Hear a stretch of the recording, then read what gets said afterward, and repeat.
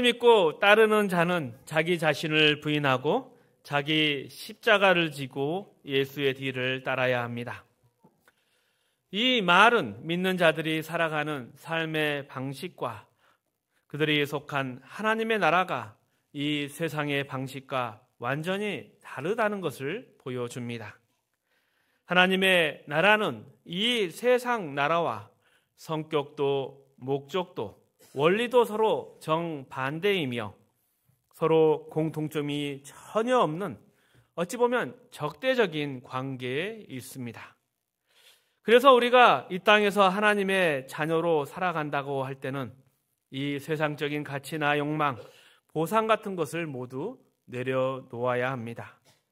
그래야만 우리가 하나님의 나라의 열쇠를 가지고 제대로 사용할 수 있고 그 책임도 감당할 수 있는 것입니다. 하지만 우리가 이런 세상과 구별된 존재라는 것을 잘 인식하지 못하면 결국 이 세상에서 보상을 찾으려 하고 주님께서 주신 천국의 열쇠를 어디에 써야 할지도 모르게 되는 것입니다.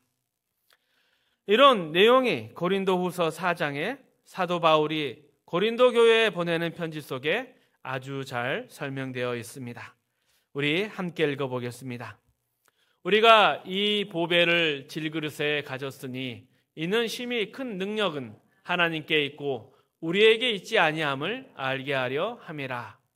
우리가 사방으로 오겨쌈을 당하여도 쌓이지 아니하며 답답한 일을 당하여도 낙심하지 아니하며 박해를 받아도 버림받지 아니하며 거꾸림 당하여도 우리가 항상 예수의 죽음을 몸에 짊어짐은 예수의 생명이 또한 우리 몸에 나타나게 하려 함이라. 우리 살아있는 자가 항상 예수를 위하여 죽음에 넘겨짐은 예수의 생명이 또한 우리 죽을 육체에 나타나게 하려 함이라. 그런즉 사망은 우리 안에 있고 역사하고 생명은 너희 안에서 역사하느니라. 이 말씀을 통해서 보면 생명이 다른 사람에게 전해지려면 우리는 마치 죽은 사람처럼 자신을 내려놓아야 한다. 이렇게 말을 합니다. 왜냐하면 우리는 연약한 질그릇 같은 존재이지만 그 안에 하나님께서 주신 보배, 곧 생명과 능력이 담겨 있기 때문입니다. 그래서 중요한 건 우리 스스로가 변해서 보배가 되는 것이 아니라 우리 안에 이미 보배를 가지고 있다는 사실입니다. 그리고 그 보배가 진짜 우리의 능력이 되는 것입니다. 그래서 우리는 십자가를 지고 자기를 부인하고 세상과 결별해야 하는 것입니다. 우리가 살아가는 데 필요한 모든 것, 삶의 목적이나 내용, 방법 같은 건 이제 모두 하나님께로부터만 오기 때문입니다. 그리고 이 하나님이 주시는 이 영원한 것, 진리와 생명, 그리고 거룩한 것은 세상이 줄 수가 없는 것들입니다.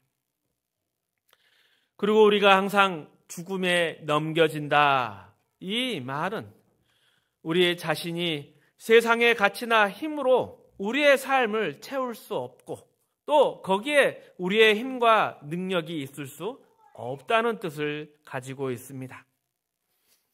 그래서 믿는 사람의 삶은 겉으로 보기에는 오히려 약하고 늘 손해보는 것처럼 보일 수 있습니다.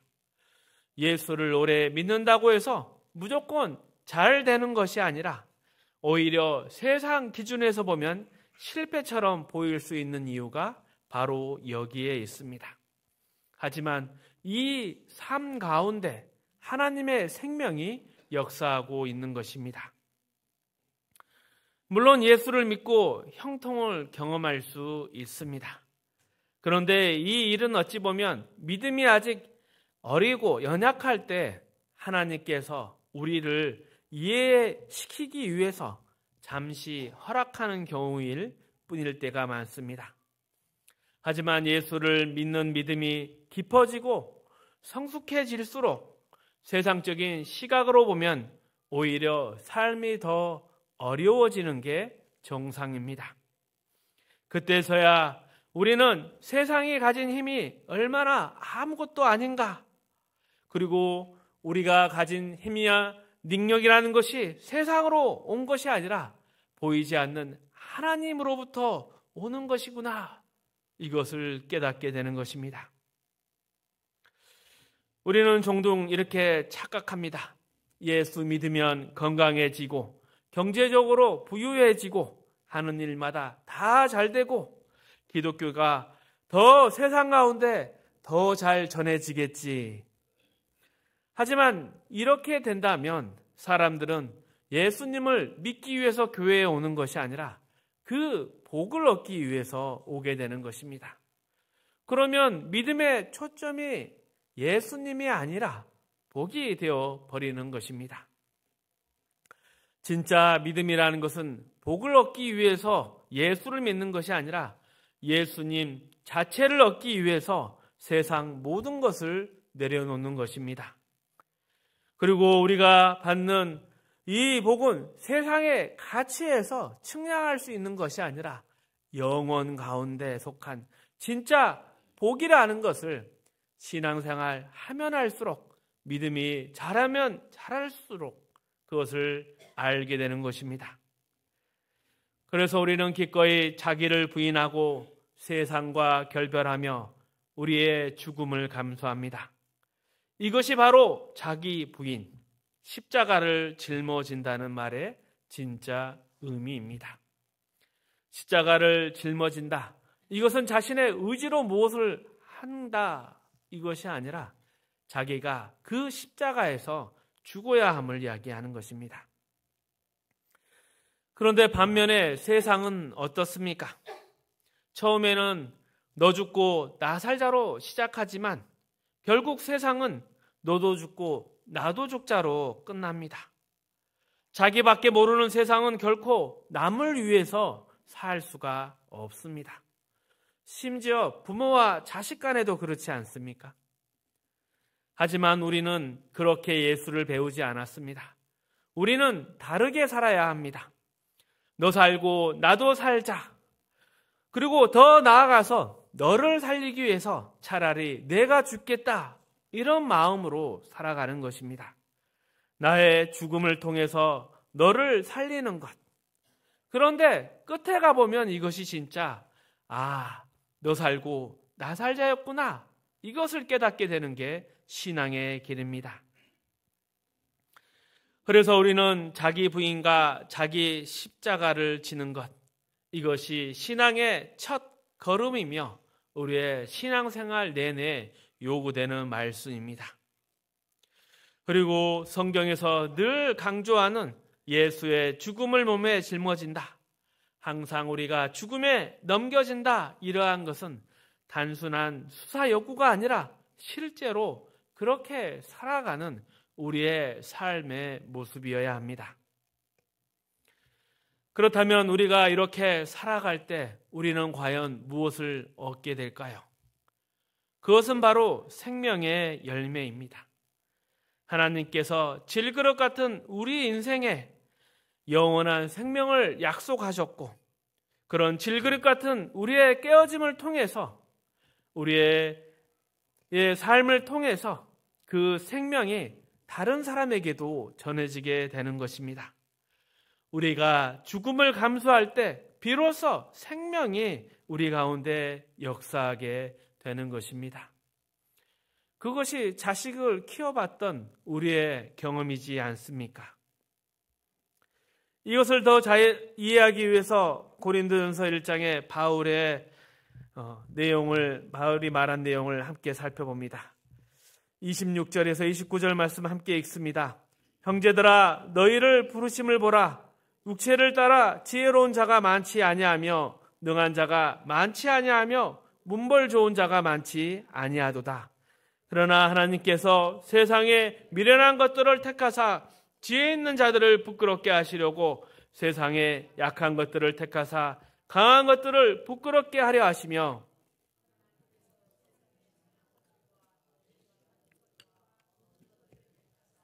있는 것들을 폐하려 하시나니 이는 아무 육체도 하나님 앞에서 자랑하지 못하게 하려 하심이라.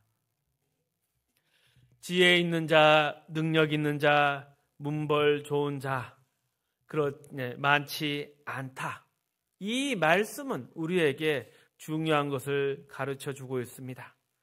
그것은 우리 스스로가 뭔가 기준에, 구원의 기준에 합격할 수 있는 자가 아니라는 것입니다.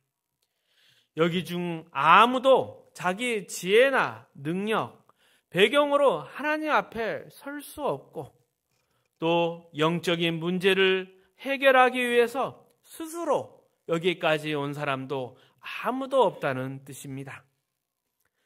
이 말은 곧 하나님께서 예수 그리스도 안에서 우리에게 주신 은혜와 구원이 전적으로 하나님의 선물이었다는 것을 강조하는 것입니다. 이 자리는 세상의 지식이나 능력으로 올 수 있는 자리가 아닙니다.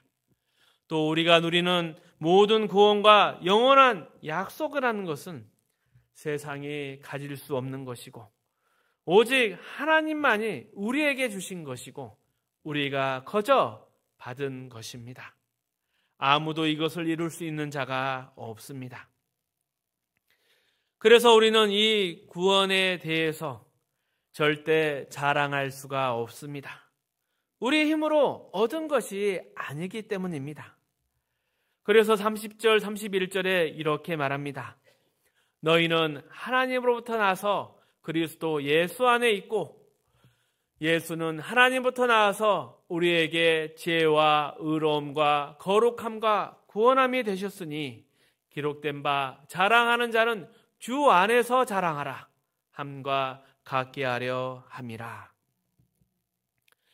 우리가 자랑할 수 있는 모든 것은 사실 하나님께로부터 온 것들입니다. 겉으로 보면 지금 우리가 만들어내고 가지고 있는 것처럼 보이지만 그 모든 시작과 능력들은 우리로부터 온 것이 아니라 하나님으로부터 온 것이기 때문에 사실 우리가 자랑할 수 있는 것은 없습니다. 그래서 우리의 자랑은 우리가 만들어낸 무언가가 아니라 하나님께서 허락하신 자랑거리들입니다. 그래서 성경은 신앙의 시작부터 늘 자기 부인과 자기의 십자가를 짊어지라 이것을 강조하는 것입니다. 이 신앙의 기본 원리를 놓치게 되면 많은 믿는 자들이 신앙생활에서 현실에 제대로 적응하지 못하고 늘 흔들리게 되는 것입니다. 이러한 하나님이 허락하신 자랑 중에서 우리가 진짜 자랑해야 할 것이 있는데 그것은 바로 우리에게 주신 천국의 열쇠입니다.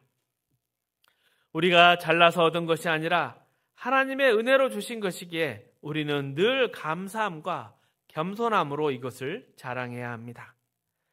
우리의 자랑, 이 천국 열쇠는 우리의 능력이 아니라 하나님이 우리에게 맡기신 소중한 것이고 이것이 바로 천국의 또 자녀의 권세입니다.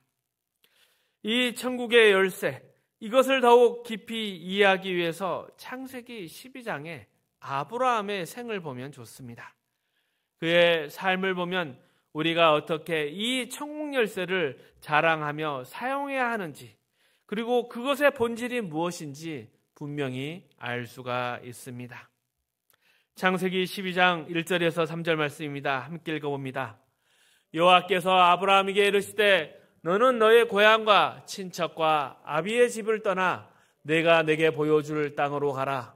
내가 너로 큰 민족을 이루고 내게 복을 주어 내 이름을 창대하게 하리니 너는 복이 될지라. 너를 축복하는 자에게는 내가 복을 내리고 너를 저주하는 자에게는 내가 저주하리니 땅의 모든 족속이 너로 말미암아 복을 얻을 것이라 하신지라. 아브라함은 하나님의 부르심을 받아서 열국의 아버지, 복의 근원, 그리고 모든 민족이 그를 통해서 복을 받게 될 사람으로 선택되었습니다. 하나님이 그를 약속의 땅 가나안으로 이끄셨고 그 부르심에 응답하기 위해서 아브라함이 가장 먼저 해야 했던 것이 무엇이었습니까? 바로 본토 친척 아버지 집을 떠나는 것입니다. 다시 말해서 세상적인 모든 근거를 버리는 것이었습니다. 아브라함은 이제 하나님만을 의지합니다. 하나님만이 그의 힘이고 보호자이며 약속의 근거가 되십니다. 그가 본토를 떠났다. 이것은 오늘날 표현으로 말하면 십자가를 지는 것과 같습니다. 세상과 결별하고 하나님만을 의지하는 삶입니다. 그리고 이것은 우리에게도 마찬가지입니다. 이제 우리의 힘과 능력은 세상이 아니라 우리를 부르신 하나님 안에, 또 우리를 위해 십자가를 지신 예수님 안에만 있습니다. 아브라함이 하나님의 부르심을 따라 약속의 땅으로 왔지만 그의 실제의 삶에서 얻은 자손은 백세에 얻은 이삭 하나뿐이었고 그가 가나안 땅에서 소유한 것은 묘지 하나뿐이었습니다. 그래서 아브라함의 삶은 현실적으로 보면 너무나도 작고 초라했습니다. 하지만 그럼에도 아브라함은 믿음의 조상, 복의 근원, 또 모든 민족이 그를 통해 복을 받을 사람으로 살아갔습니다. 그의 현실이 부족해 보여도 그는 하나님께 받은 약속의 복을 가진 사람이었기 때문입니다. 그 약속을 믿었기에 그는 진정한 복을 누릴 수 있었습니다. 이처럼 아브라함의 삶을 보면 믿음의 본질, 그리고 약속, 그리고 진짜 복을 어떻게 누리는지 우리는 알 수 있습니다. 그리고 우리도 지금 그렇게 살아가고 있지 않습니까? 우리는 영원한 하나님의 나라를 상속받을 자들이고 하나님을 아버지라 부르며 우리 손에는 천국 열쇠가 들려져 있습니다. 우리가 바로 하나님의 나라, 하나님을 증인하고 있습니다. 하지만 이 세상 속에서 우리는 나그네처럼 살고 외부인처럼 살아갑니다. 실제로 우리가 소유한 것은 무덤 하나일 뿐일 수 있습니다. 그럼에도 불구하고 이 세상은 우리를 통해서만 복을 받고 있는 것입니다. 우리가 하나님의 나라, 그 복의 통로, 복의 근원이기 때문입니다. 우리의 손에 천국 열쇠가 들려져 있습니다. 하나님께서 아브라함에게 하신 말씀처럼 너를 축복하는 자에게 내가 복을 누리고 너를 저주하는 자에게는 내가 저주하리니 땅의 모든 족속이 너로 말미암아 복을 받을 것이다. 이것이 바로 오늘 우리에게도 해당되는 진리인 것입니다. 그래서 중요한 것은 우리가 누구인지, 또 우리를 이렇게 만드신 분이 누구인지 이것에 대한 자각을 하고 또 이것을 세상 가운데 증거하는 것입니다. 아브라함을 축복하거나 저주하는 건 결국 아브라함을 선택하고 지키시는 하나님과의 문제이지 아브라함 개인에 대한 평가는 아니기 때문입니다. 이게 바로 믿는 자 된 우리가 누리는 놀라운 현실이며 말로 다 표현할 수 없는 은혜요 영광이며 우리의 특권인 것입니다. 그래서 예수 믿고 얻는 진짜 보상은 영원한 하나님의 나라, 하나님의 자녀가 되는 것이고 그 열쇠를 손에 쥐는 것입니다. 우리가 지금 이 땅을 살아가며 부딪히고 결정하고 행동하는 모든 순간에 하나님이 함께 하시고 우리는 하나님의 자녀로 살아가고 있는 것입니다. 우리를 만나는 모든 사람들, 우리를 지켜보는 모든 사람들, 우리와 함께 일하고 관계를 맺는 모든 사람들은 결국 우리를 통해서만 우리를 부르시고 지키시는 하나님을 만나고 있는 것입니다. 이렇게 우리는 하나님의 동역자로 부름을 받았습니다. 그렇다면 이보다 더 큰 신앙의 보상이 어디 있을까요? 너를 축복하는 자에게 내가 복을 내리고 너를 저주하는 자에게 내가 저주하겠다. 이 약속이 지금 우리에게도 그대로 적용되고 있는 것입니다. 그런데도 마음속에 혹시 더 바라는 게 있습니까? 이번 주 로또 한 번만 당첨되면 좋겠다, 이런 생각을 하고 계시지는 않습니까? 하지만 우리가 알아야 될 가장 중요한 것은 우리는 이미 가장 큰 복을 받은 사람들이라는 것입니다. 그런데도 왜 마치 아무것도 없는 사람처럼 자꾸 이 세상의 것, 작은 것을 달라고 요구하면서 살아가려는 어리석음을 범하고 있습니까? 마태복음 11장에 예수님께서 친히 이렇게 설명하셨습니다. 우리 함께 읽어봅니다. 요한이 옥에서 그리스도께서 하신 일을 듣고 제자들을 보내어 예수께 여짜오되 오실 그이가 당신이오니까 우리가 다른 일을 기다리오까? 대답하여 이르시되 너희가 가서 듣고 보는 것을 요한에게 알리며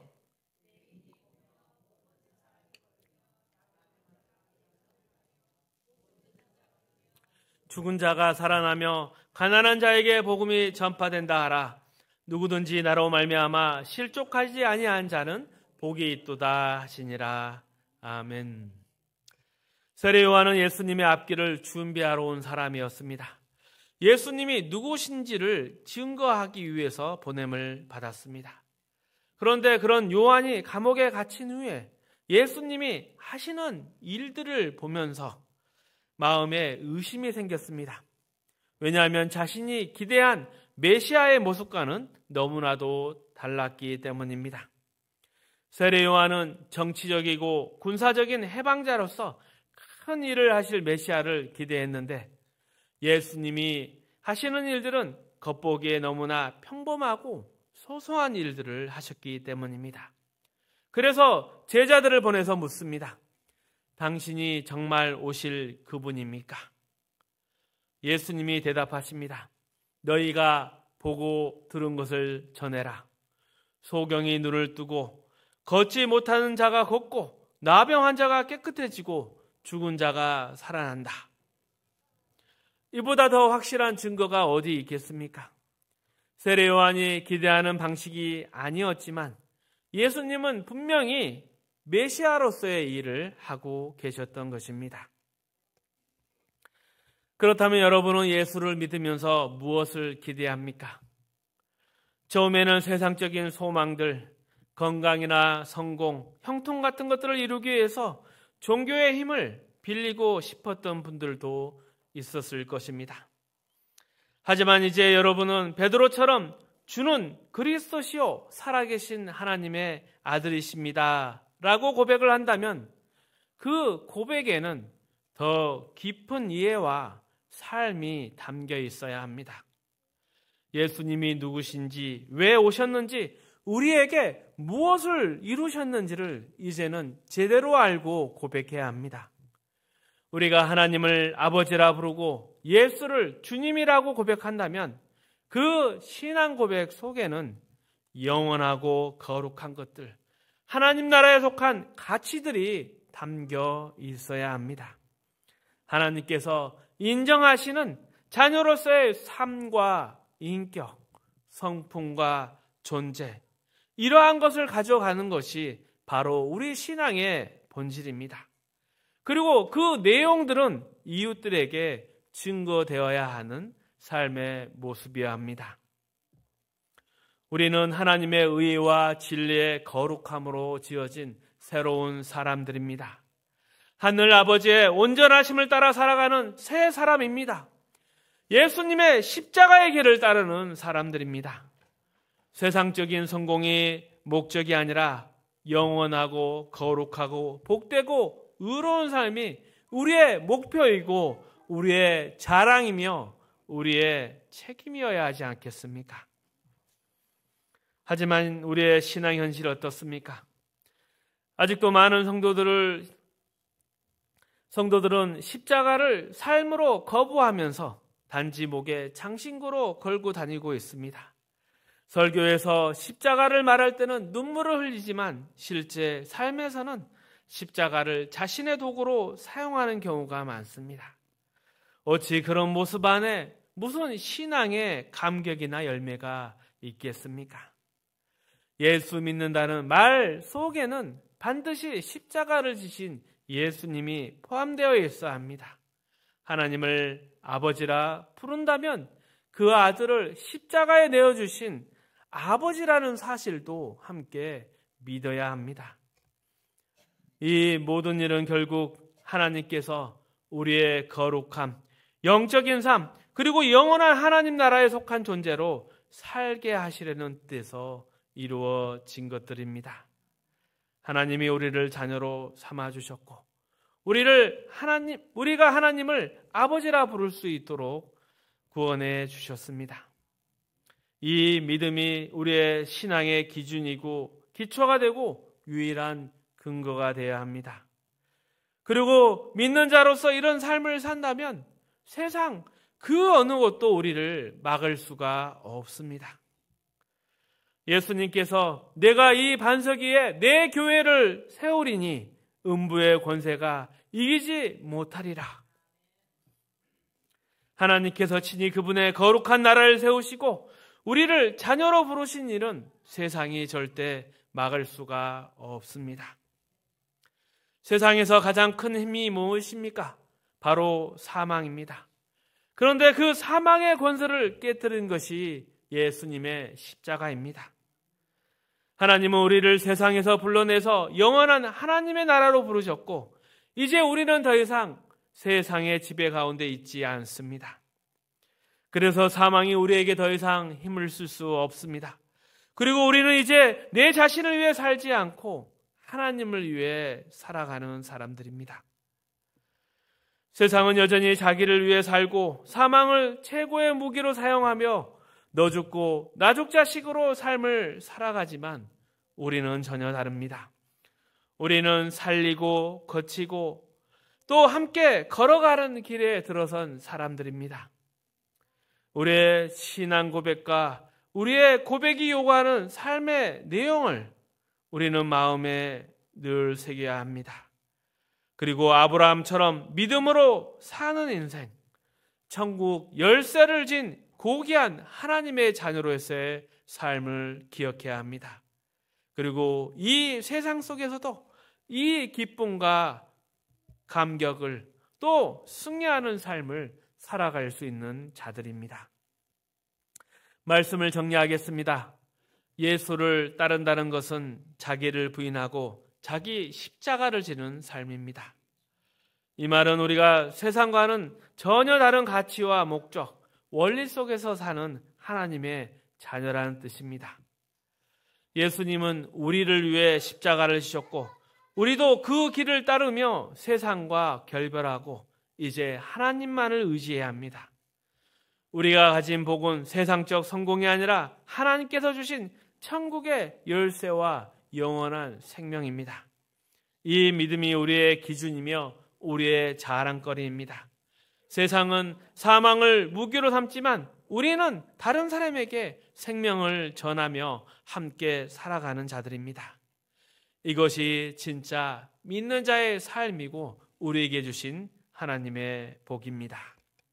이런 삶을 살아가실 수 있기를 주님의 이름으로 축복합니다.